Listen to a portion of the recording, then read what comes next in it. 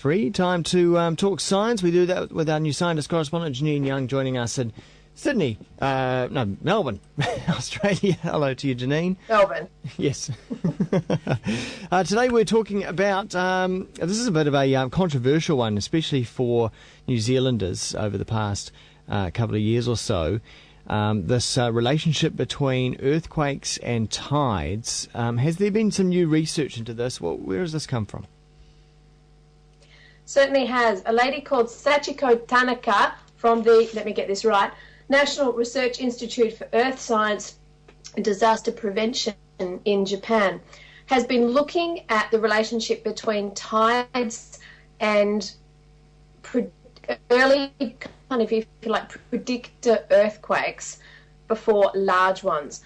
Not surprisingly, she's been analysing what happened before the big earthquake in March last year. And what she's found, it certainly appears anyway, is that as stresses build up in the Earth's crust, it becomes more susceptible to minor earthquakes that are triggered by tidal forces. And these happen in the lead up and signal a bigger one to come. Now, it's really important to note that she hasn't done the by prediction. She's only gone and had a look at past records and the like. She's done this with the Japanese earthquake, but she's also in time. But what she did was took 100,000 square kilometres surrounding the epicentre of the earthquake in March last year and looked at the earthquakes that happened in that area between 1976 and 2011. Now, there were no submarine earthquakes, because she also compared the tides and the earthquakes. There were no submarine earthquakes for the 25 years, that first 25-year period. So that's up until 2000, effectively. And then after that, you started seeing an increase in the number of submarine earthquakes. They weren't big. They weren't, anything that a lot of people would have noticed. And because they're out to sea, you wouldn't really notice them anyway. But that number started increasing as it got closer and closer towards the large, massive earthquake that happened in Japan in March last year. So it seems that the extra pressure of tides on already stressed parts of the Earth's crust is enough to cause small tremors in that ruptured area. And according to others who know about these things, who are doing peer reviewing her work and the like, they're saying this is among the most promising research that's been done in earthquake prediction in a really, really long time. So watch this space. As I said, this is a past, like a post study. She's looking at the results that have already been. She's now attempting to move into prediction, and that's where it starts to get tricky and really, really interesting, because if she can, then that's going to be the most useful tool, I think, that many earthquake researchers actually have in trying to be able to predict them.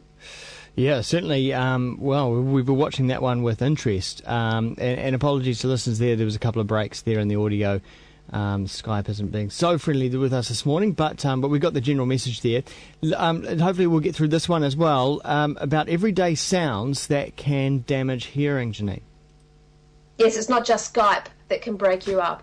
It seems that it's of the fact that ordinary sounds like conversation, workday environments and the like could be enough to damage your hearing, but it's not going to be picked up in standard hearing tests, because that looks at the threshold of when you can hear things. So it checks out whether or not you can hear really faint noises with more difficulty than you would expect ordinary people to be able to do, like ordinary sound hearing people.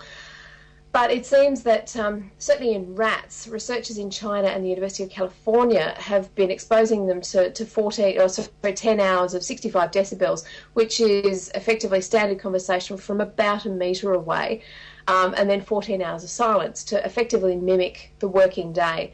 So you sit in an office for 10 hours and you've got the humming of computers and conversation and air conditioning, and there's actually quite a lot of noise in the office environment when you think about it. So they did a battery of different tests that showed that these animals had less activity in the auditory parts of their brain when they were exposed to particular sounds, and they were slower at differentiating between different types of sounds. So it seems that their hearing was being damaged. It just isn't being picked up, potentially, for us in ordinary hearing tests. Interesting stuff. When was the last time you got your hearing done? I can't even remember.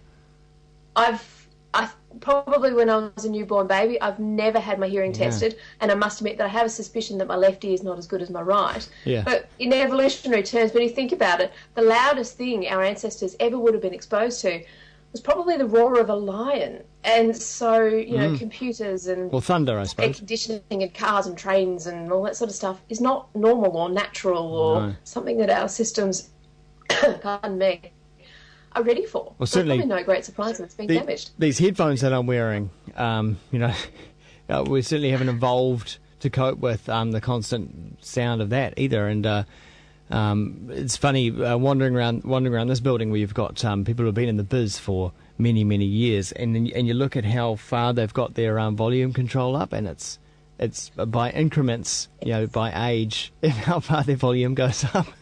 Mine, I've got to tell you, over the past... You often have one headphone back off one ear as well. So one is going to be fully exposed, one is half. Yeah. So that'll change things as well. Yeah, particularly for DJs as well. But I've got to say that I have been monitoring that, and my headphone level hasn't changed at least for 10 years. So that's going to be a good thing. Janine Young from New Scientist, the New Scientist magazine. Those stories will be in there, and also newscientist.com. Thanks very much. Thanks a lot.